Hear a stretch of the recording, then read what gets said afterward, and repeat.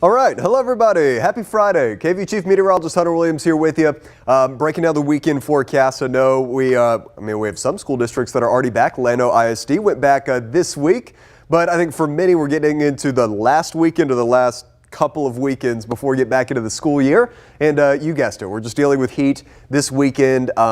If anything, maybe slightly cooler for this weekend. Some very small rain chances Sunday into early next week, just kind of sea breeze activity southeast of Austin. And then we do have some new data coming in on the tropics, which are starting to heat up as well. So with that, we will get into our nightly extended forecast here at KVUE Plus and YouTube Live. And as always, we appreciate everybody tuning in with us. Here's the plan this weekend. Pretty basic. 99 for tomorrow. It's going to be sunny. Sunday, 98. You can see that small 10% rain chance, again, heavily favoring places like Fayette County, Bastrop County, Lee County, areas southeast of Austin. We'll get into that, but it's certainly nothing you need to go canceling any weekend plans over. All right, live view outside. This is our Zach Theater camera. A cloudless blue sky on this Friday evening now. 101 was the high today for Mabry and 101 at the airport, 2 degrees above average. 110 was the record today. 112 is the hottest temperature that's ever been recorded in Austin. I believe that's happened twice, so 110 technically would be the second hottest temperature. 111's never happened, and I guess would be tied for the third hottest reading period on record for Austin. All right, high temperatures today, area-wide.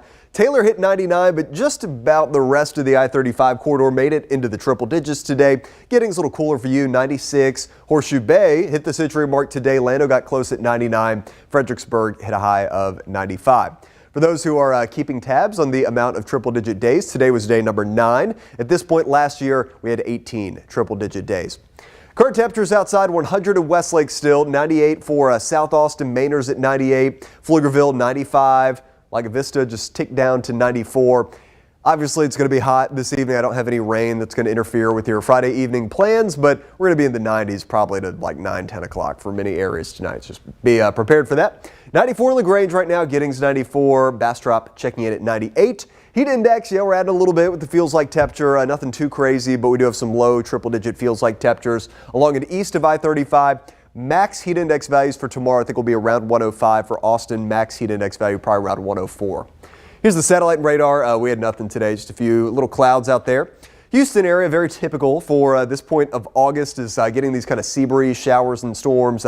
Even that is weakened, so even there it's going to be quiet through this Friday evening. But that's the type of activity that gets a little closer to us as we get into Sunday and early next week. Here's the heat dome, or the area of high pressure we've been watching. The center of it is still hasn't really moved. It's actually contracting and weakening a little bit for the time being, which is why our numbers are coming down a little bit this weekend.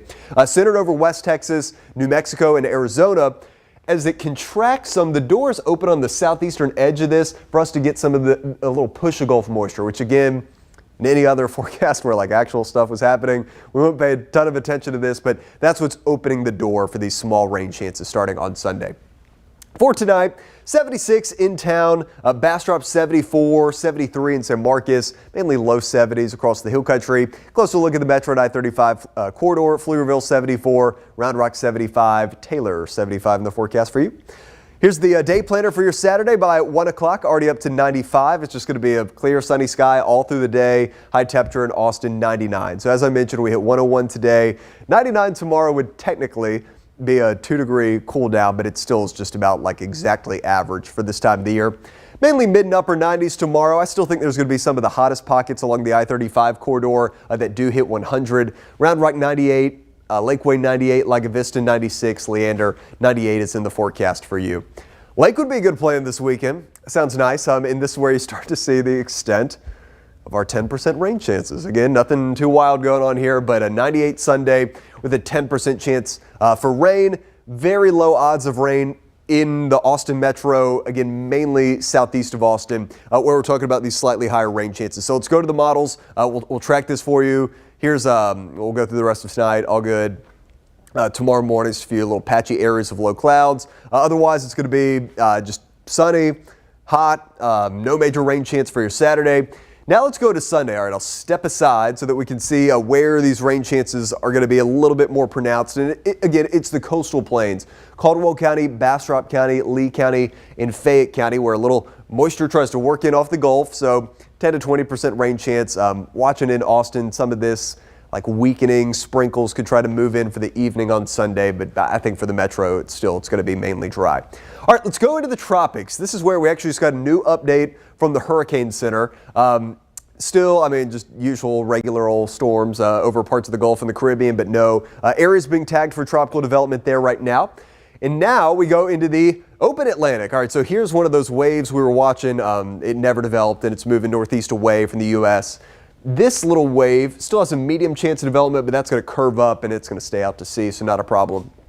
This is a new update we just got about an hour ago. So this is the wave coming off the African continent. You can see the clouds and storms associated with it. It's going to battle some shear, some dry air. It's likely not going to develop over the short term. In fact, even through 7 days as it moves into this general area, the Hurricane Center gives this only a 20% chance of development. So this is the same system that I've been showing you this graphic for over the past couple of days, right? So this has been this extended tropical outlook where they've got a medium chance. So as we get beyond the next 7 days, the models honestly are becoming a little bit more in agreement and a little bit more bullish on some development of this system. Now, what that looks like, is this a hurricane? Is this a major hurricane? If it is a hurricane, where's it going? We don't have those specifics yet, but what we can look at is the climatology for August. And again, it's not a surprise. It's like textbook, hey, this is the area that we watch in August for tropical development, exactly where the system is going to be tracking. Looking at the models today, pretty good agreement. Again, this is going to change, but pretty good agreement that like 7 to 10 days from now, we have some sort of tropical disturbance like here. So that would be north of Puerto Rico, potentially. And again, this could change. Could it go into the Northern Caribbean? Sure, it could. We're just looking at the climatology. But say the models today are exactly right and we have a system here. From there, any number of things could happen. Like the system that I just showed you, they could curve up towards Bermuda, not be a factor for the continental U.S. It could go more southerly. It could cross towards the Bahamas, graze South Florida, and get into the Gulf. And that's obviously a situation where we start to watch things more closely here in Texas. It could get closer to land, but then recurve and stay off the East Coast. It could graze the East Coast. All of these are things that could happen if a system develops. But just wanted to kind of let you know the models today have come in more aggressive with this system, so I think we're probably getting into the time frame where maybe you might start to see some stuff floating around on social media. And yeah, look, we've had some models that developed this thing into a big hurricane. Is that going to happen? Who knows? Again, this is more than a week out, but just want to give you a heads up. We're watching that system. Anything is on the table, including nothing developing. So we'll keep you updated as we get closer with that system. But if anything became a problem, we probably wouldn't even need to be talking about it until about 7 days from now. All right, tonight, 76 degrees, mostly clear. It will be a dry night for tomorrow, 99 in the forecast. Mostly sunny day, a little touch of humidity out there, so the heat index up to about 104. Here's my 7-day forecast, which still is pretty much as quiet as can be, with the exception of these little 10% rain chances Sunday, Monday, and Tuesday. A little sea breeze activity, what we call like an inverted trough trying to sneak in on the bottom side of the heat ridge. So small rain chances. I do see our heat building a little bit more as we get into Thursday, Friday of next week. And at that point, we'll get triple digits back in the forecast. But that's all I have for you. It won't keep you too long tonight. Again, pretty basic forecast. Happy Friday, everybody. Y'all have a good week or a good weekend. And if you don't have any Friday evening plans, you know where I'll be at 10 o'clock. We'll be doing KV News at 10 o'clock, so we hope to see you there. If not, have a good